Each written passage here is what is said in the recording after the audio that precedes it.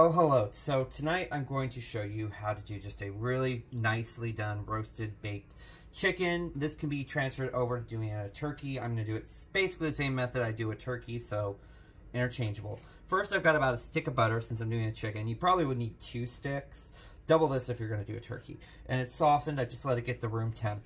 To that, I'm going to add some herbs de Provence, some black pepper, and some salt. So I'm going to put this in here and just use a quick spoon to stir it up and make a nice soft butter spread here. Alright, just going to get this here.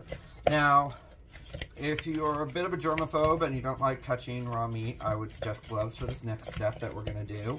But if you don't care, or you know you're going to wash it before you do any more cooking, wash your hands well, you can just use your bare hands. So I've got about a 4-pound chicken here that I have rinsed out, given a good little rinse with some cool cold water. And then I've gone underneath using my hand and just sort of loosened up the skin here under most of the breast and the legs.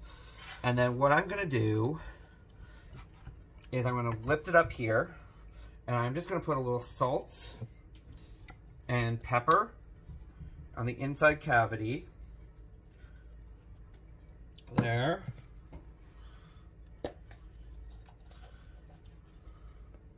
Not much, just a little there. It'll help season it from the inside out. You can also use some of your more seasonings and other things in there, but I just like to have the aromatics in there. So I'm going to add to it here. And one quick trick is if you are making a Thanksgiving meal or a roasted meal and you've got the stems and the pieces of onion and carrot and other things, these are great to stick inside your bird because they'll add a lot of flavor. I'm adding some shallots and some orange in here. This is a pretty small bird, so it's only going to get about 1 orange, a bit of a shallot, a little bit of white onion in there as well. So there. You can sew it shut so nothing falls out, but since we're just using it for aromatics and extra flavor, nothing to worry about there. A little bit of onion skin there. All right. Next, we're going to take our butter that we just made, and I'm going to take about half of it, and I'm going to start rubbing it on the inside between the skin and the meat.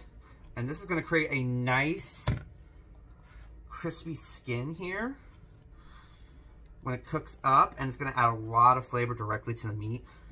Too often people just put that seasoning on the outside skin and then the meat doesn't get much flavor.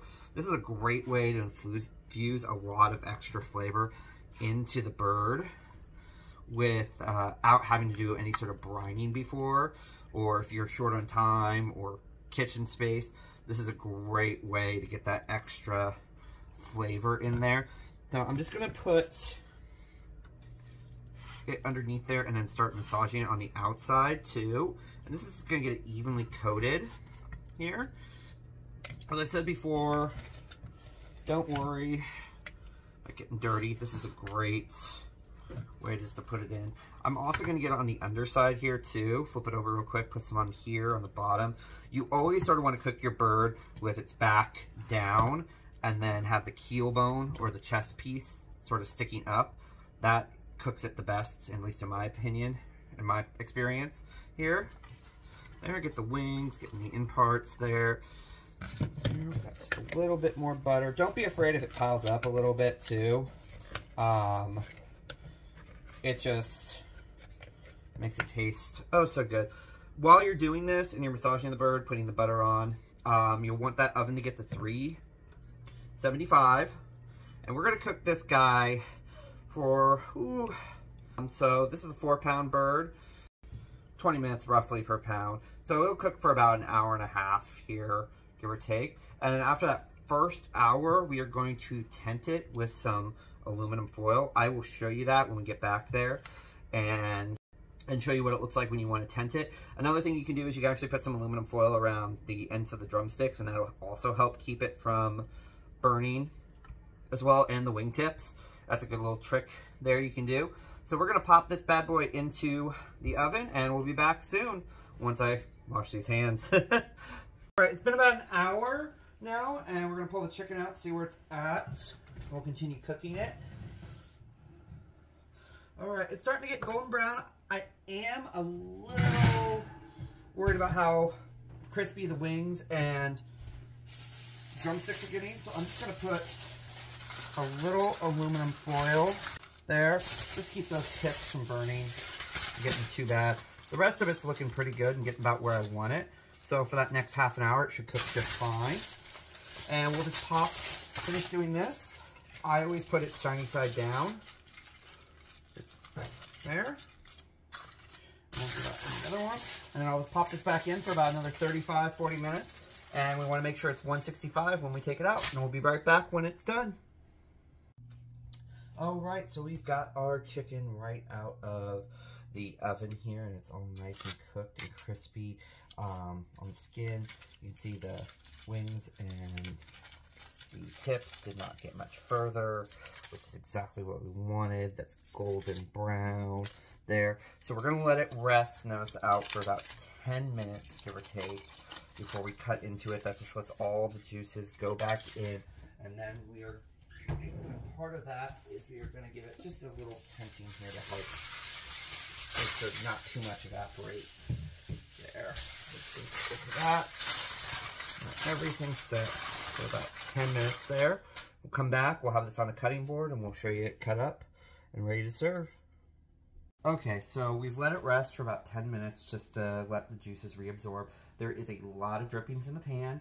If you want, you can keep those and just add a little bit of cornstarch, put it into a pan, cook it with that cornstarch slurry, and thicken it up and make it into a nice little gravy to do with it. But I'll show you how we break it down. We're just gonna cut here. In fact, if you've done it right, as tempt, you should be able to pop everything off pretty easy there. I mean, it's already fallen across off the bone, basically. There we go. We're gonna cut in here. Show you that beautiful breast meats there. There we go. There we go. Don't worry if the skin falls off. You always put it back on. Oop.